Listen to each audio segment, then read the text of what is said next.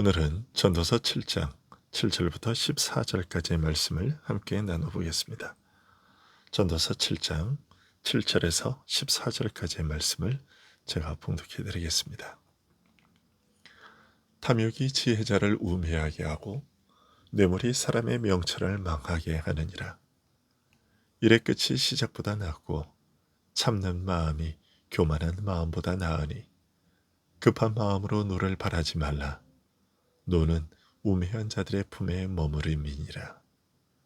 옛날이 오늘보다 나은 것이 어찌미냐 하지 말라. 이렇게 묻는 것은 지혜가 아니니라. 지혜는 유상같이 아름답고 햇빛을 보는 자에게 유익이 되도다. 지혜의 그늘 아래에 있음은 돈의 그늘 아래에 있음과 같으나 지혜에 관한 지식이 더 유익함은 지혜가 그 지혜 있는 자를 살리기 때문이니라. 하나님께서 행하시는 일을 보라. 하나님께서 굽게 하신 것을 누가 능히 곧게 하리야. 형통한 날에는 기뻐하고 곤고한 날에는 되돌아 보아라. 이 두 가지를 하나님이 병행하게 하사 사람이 그의 장래 일을 능히 헤아려 알지 못하게 하셨느니라. 아멘. 인간은 가진 것에 한계가 있을 뿐 아니라 근본적으로 가난한 자여서 자신이 바라고 동경하는 이상과 꿈을 이룰 수 없는 존재입니다. 내가 이것을 반드시 이루겠다고 큰 소리치며 애써 노력하지만 결국 아무것도 이루지 못하고 모든 것이 허사로 돌아갈 뿐입니다. 전도자는 이런 인생을 가리켜 그림자처럼 무의미하게 살아가는 것이라 말합니다. 그러나 그런 인생에게 그래도 최선의 길이 무엇인지 물으면서 그 시선을 미래를 향해 바라봅니다. 죽어 이 땅을 떠난 후에라도 혹시 해 아래의 역사에서 인생을 의미 있게 할 어떤 것이 있는지 알아보려고 하는 것이죠.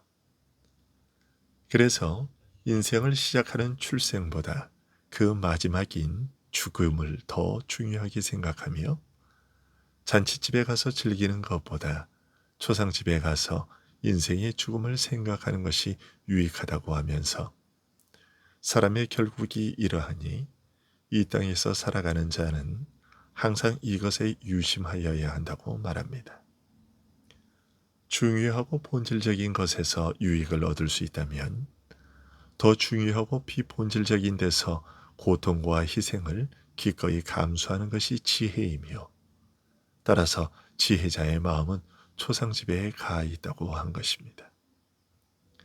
시작보다 마지막이 중요하다 생각하며 인생을 아름답고 명예롭게 마감하고자 진지하게 살아가는 자세. 오늘의 현실에 절망하지 않고 내일의 미래를 기대하며 현실에서 겪는 좌절과 슬픔, 고된 훈련과 자기 절제의 고통을 인내하는 자세를 일반적인 차원에서 본다면 사람에게서 기대할 수 있는 가장 고상하고 품격 있는 삶의 모습이라고 할 수 있을 겁니다. 하지만 전도자는 오늘 말씀에서 아름다운 인생과 향기로운 삶을 미래에서는 이룰 수 있을 것이라 기대하는 인간의 희망 역시 철없는 젊은이의 이상과 환상일 뿐이라고 말합니다. 우리가 처한 냉엄한 현실은 이런 꿈과 이상을 허락하지 않는다고 말합니다. 그러면 왜 보다 나은 미래에 대한 기대와 노력은 결국 환멸로 끝날 수밖에 없는 것일까? 전도자는 그 첫째 이유에 대해 이렇게 말합니다. 탐욕이 지혜자를 우매하게 하고 뇌물이 사람의 명철을 망하게 하느니라. 미련한 자가 살아가는 것을 살펴보니 그가 먹고 마시며 웃고 떠드는 것이 마치 손 밑에서 가시나무가 소리를 내며 타듯이 요란할 뿐 알맹이 없는 무의미한 짓이어서 오히려 인생의 허망함을 더욱 뼈저리게 느끼게 한다는 뜻입니다. 그러면 지혜자는 다를까요? 탐욕이 지혜자를 망하게 한다고 말합니다. 인생이 무엇이며 어떻게 살아야 하는지 아는 많이 배운 자도 권력의 탄압과 위세 앞에 꼼짝 못하고 시키는 대로 굴종하며 남의 것 빼앗아 먹는 것에 맞들이면 제 정신을 잃고 시정잡배나 다름없이 살아간다는 것입니다. 지혜자도 미련한 자와 별반 다를 것이 없다는 것이죠. 유종의 미를 거둘 수 있을 것이라 기대하며 모든 것을 인내하며 살아가고자 하는 인간의 희망과 노력의 성공 여부는 결국 인간의 도덕성과 그 실천 능력에 달려 있다고 말하게 되는 것입니다. 매일 먹고 마시며 웃고 떠들면서 인생을 즐기고자 하는 미련한 자들에게서야 아예 기대조차 할 수 없는 일이지만 아름답고 명예로운 삶을 위해 시작보다 마지막을 생각하며 모든 어려움을 감수하고 진지하게 살아가고자 하는 지혜자도 별반 다르지 않다는 슬픈 현실을 전도자는 보게 된 것입니다.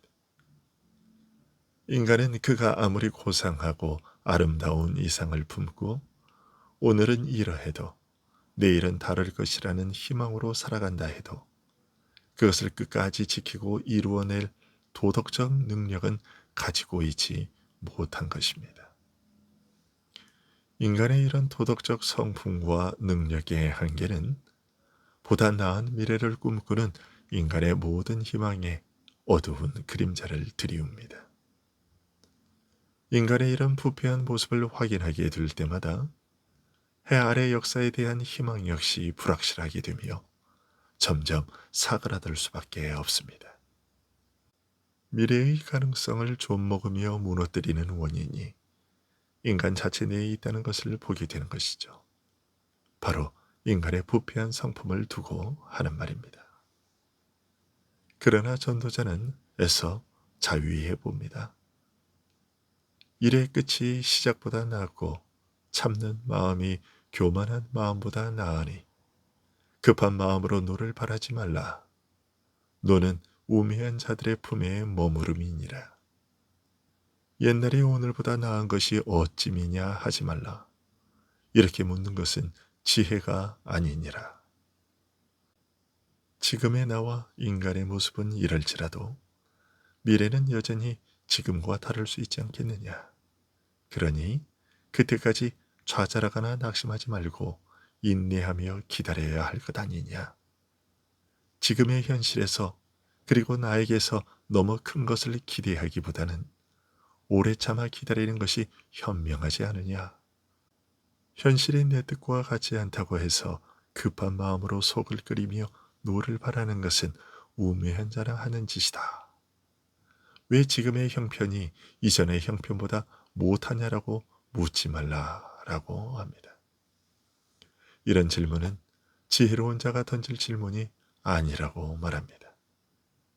그 정도야 이미 알았고 각오했을 것 아니냐. 현실이 이상과 같지 않다고 내 노력의 결과가 쉬이 나타나지 않는다고 해서 일시적으로 상황이 더 악화된다고 해서 좌절하거나 분노하지 말라라고 말합니다. 전도자는 이런 말로 스스로를 달래보고 있는 것입니다.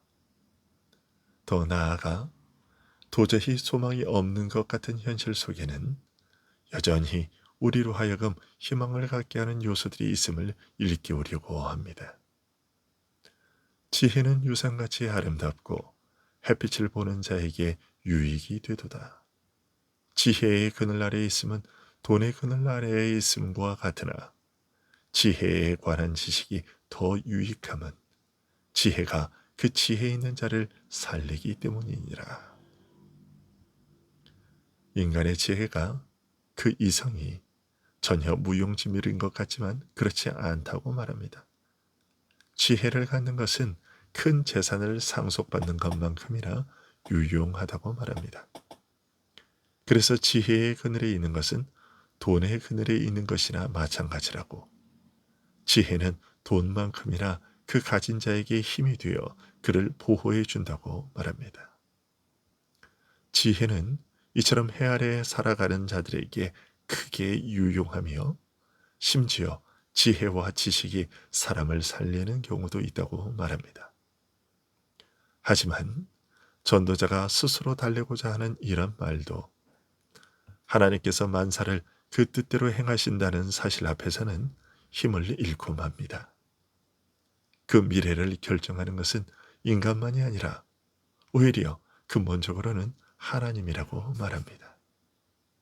역사의 진정한 주체는 하나님이시라는 사실 앞에서 미래의 개선을 꿈꾸는 인간의 희망과 기대는 근본적인 한계에 부딪히고 맙니다. 이런 사실에 대해서는 다음 시간에 계속 이어서 살펴보도록 하겠습니다. 기도하겠습니다.